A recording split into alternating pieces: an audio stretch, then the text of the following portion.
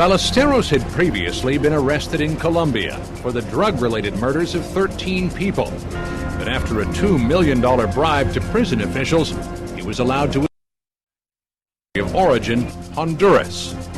There, he set himself up in a palatial mansion and continued his drug running. Ballesteros thought he was safe. To capture him, the marshals came up with a plan to exploit the unstable political atmosphere in Honduras by pitting one faction of the Honduran military against the other. It was risky. We actually did a sting within a sting. The Honduran government had a lot of corruption at the time. The military couldn't be trusted, so we put a plan together with one unit of the military, and they thought that they were involved. But then we put a second plan together with an elite unit of the military called the Cobras. To keep a close eye on Ballesteros, as well as the Cobras, the marshals inserted an undercover agent, posing as a high-level official in the Honduran military.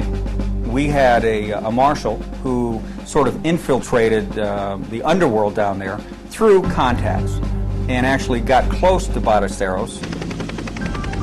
The sting was actually a well-coordinated kidnapping.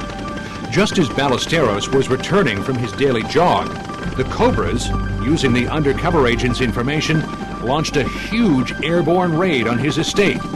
Ballesteros was surrounded. When it came down to the actual arrest, we didn't have law enforcement jurisdiction in Honduras. The Honduran authorities actually took him into custody, escorted him to the airport, put him on an aircraft with U.S. Marshals, and we left. But after the arrest, there was one problem.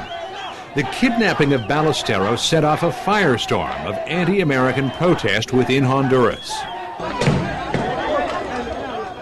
And unfortunately, the troops that were supposed to protect the American embassy were the troops that we had tricked. So they let the American embassy annex burn down.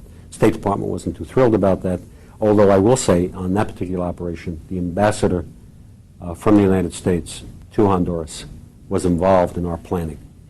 But the marshals got their man. Within 22 hours, Ballesteros, still in his jogging suit, was back in the United States. For his part in the murder of Enrique Camarena and for trafficking in cocaine, Ballesteros was sentenced to over 225 years in jail.